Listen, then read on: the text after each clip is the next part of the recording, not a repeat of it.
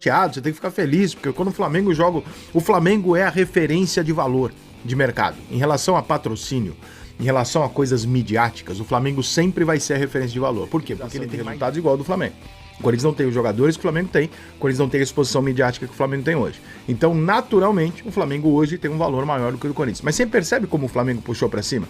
O próximo contato do São Paulo, do Grêmio, que outro dia tava comemorando 40, 50 milhões, ele vai falar, pô, menos de 100 e pouco eu fiz merda. Né? Então, de novo, onde que a gente quer chegar? É isso que é importante. A gente também deixou bem claro nessa apresentação de que o nosso objetivo é ser um dos 15 maiores clubes do mundo do futebol. O que seria a origem a todo esse movimento, né? Óbvio, o Flamengo existia antes, o Flamengo sempre foi vitorioso antes, mas 2013 não deixa de ser uma virada, né? O nome daquela chapa que a gente nunca pode esquecer era Flamengo campeão do mundo. Ixi, só de ouvir falar, dá até um arrepio, cê é louco.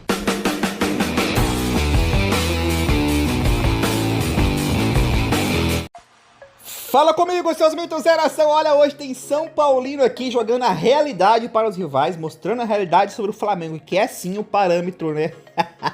Para todos os clubes brasileiros. E claro, né? Depende do Mengão para jogar sempre a régua lá no alto. Nação, o vídeo está fantástico. Tem também aqui o gestor de marketing do Mengão falando sobre os objetivos do Flamengo nos próximos anos aí. Olha, o vídeo está fantástico. Fique comigo até o final. Inscreve cada canal para deixar o vídeo mais dinâmico. Eu vou deixar no início e carteirinha de cada vídeo. Vão lá conferir os canais que está na própria descrição do vídeo. Curtam o vídeo, se inscrevam no canal e também compartilhem para geral. Lembrando que, claro, como sempre, também vou deixar aqui a minha opinião no final do vídeo. Também quero muito saber a opinião de vocês aí embaixo nos comentários, tá? Bora seguir, vamos lá. Outra hora. Alex, já começo perguntando para você.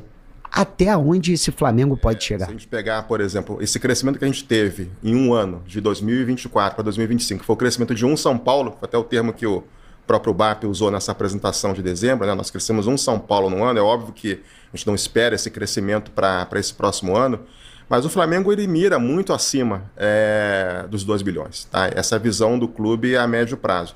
A gente tem toda uma discussão interna, assim, os números ainda não estão divulgados, né? A gente apresentou em dezembro uma projeção de 3 anos, naquela apresentação inclusive muito rica, né?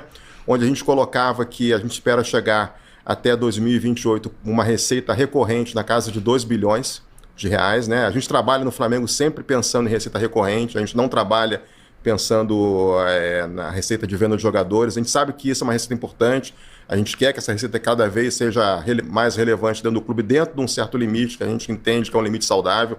A gente não gosta, por exemplo, dentro do Flamengo de trabalhar, eu falo do Flamengo, mas assim, essa é uma visão que eu tenho como consultor de futebol, com planejamento de receita não recorrente acima de 20% da receita não recorrente, porque isso causa uma série de problemas depois de estratégicos e de gestão de orçamento a médio e longo prazo. Então a gente acredita que o Flamengo ele é uma organização que pode chegar aí bastante acima dos 2 bi em termos de receita recorrente num prazo médio aí no horizonte de 5, 6 anos. Onde a velocidade que a gente vai chegar vai depender de uma série de coisas que são muitas delas assim, do controle do Flamengo e outras que não são do nosso controle, que é o próprio crescimento do futebol brasileiro. A gente está muito feliz, muito satisfeito com o que a gente tem visto da CBF. Muito das promessas que as ligas vieram a tentar vender no mercado e que, na verdade, se tornaram só blocos comerciais, né? A CBF puxou essa agenda para elas, então essa agenda da CBF de melhoria do calendário, melhoria da arbitragem, melhoria da operação dos jogos, agora com o novo regulamento de competições, tudo isso vai impactar muito positivamente o valor do futebol brasileiro. Então, quando a gente fala que a gente acredita ser um clube de 2 bilhões de receita recorrente até 2028 naquela apresentação, a gente acha que isso pode ser muito mais. Inclusive, naquela apresentação, o presidente deixou bem claro que esse valor, inclusive, é um valor não prevendo nenhum tipo de título, não prevendo nenhum tipo de crescimento adicional de grandes receitas comerciais, não prevendo nenhum tipo de receita de TV adicionais. Aquilo é simplesmente o crescimento vegetativo do clube. Mesmo assim, a gente chegaria numa receita recorrente na casa de 2 bi.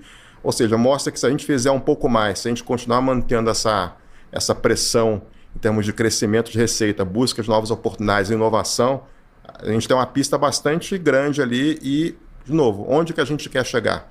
É isso que é importante. A gente também deixou bem claro nessa apresentação de que o nosso objetivo é ser um dos 15 maiores clubes do mundo do futebol. O que seria hoje até 2035. O que seria hoje uma receita de 400 milhões de euros. Tá? Então, se perguntar qual que é o nosso objetivo, esse é o nosso objetivo. Por que a gente quer chegar lá? Porque, de novo, se a gente for olhar toda a origem dessa história, eu tive a sorte de participar também como consultor lá atrás, como sócio-líder da área de esportes da Ernst Young em 2013. A chapa que deu origem a todo esse movimento, né? Óbvio, o Flamengo existia antes, o Flamengo sempre foi vitorioso antes, mas 2013 não deixa de ser uma virada, né? O nome daquela chapa, que a gente nunca pode esquecer, era Flamengo campeão do mundo.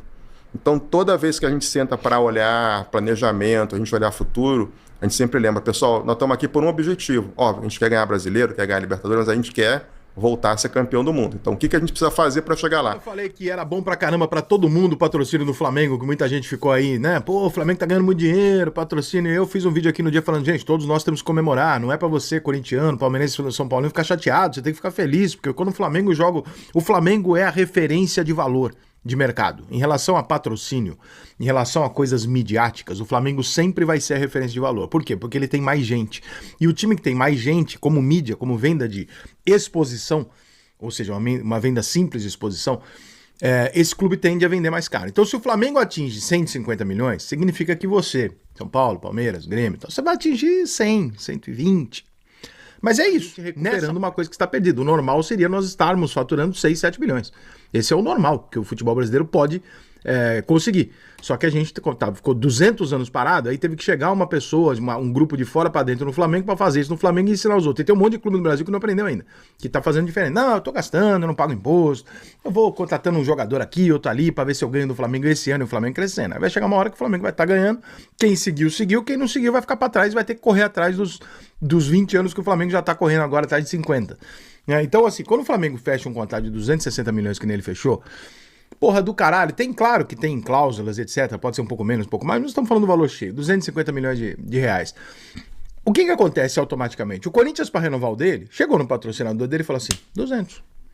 Como é que o patrocinador dele vai falar que não, se o mercado tá dizendo que tem um ali recebendo 260? Esse valor que o Corinthians consegue é bem abaixo do que o Corinthians poderia. E o Corinthians deveria estar na mesma prateleira do Flamengo. Mas o Corinthians não vem de um processo de credibilização e de resultados igual ao do Flamengo. O Corinthians não tem os jogadores que o Flamengo tem, o Corinthians não tem a exposição midiática que o Flamengo tem hoje. Então, naturalmente, o Flamengo hoje tem um valor maior do que o do Corinthians. Mas você percebe como o Flamengo puxou pra cima? O próximo contrato do São Paulo, do Grêmio, que outro dia tava comemorando 40, 50 milhões, ele vai falar, pô, menos de 100 e pouco eu fiz merda. Né? Então... Nação, e olha, não adianta chorar. E o Flamengo, como marca ou instituição, sempre vai ser o parâmetro, né, para o futebol brasileiro. Não só no continente sul-americano, também como também em toda a questão mundial. O Flamengo agora, né, o BAP, deu entrevista para 15 países diferentes, onde o pessoal tava tentando entender de como o Flamengo tinha dinheiro para completar o Paquetá. O Flamengo tá, sim, atingindo valores muito maiores, tá, sim, levando a sua marca, a instituição, pro mundo lá fora e, consequentemente, também vai carregando o futebol brasileiro. O Flamengo, como patrocínio Master, chegou a 260 milhões. O Corinthians agora bateu 200. E tá correto, o Corinthians tem que ser o segundo clube por audiência a receber mais. Porém, o carro-chefe sempre vai ser o Flamengo.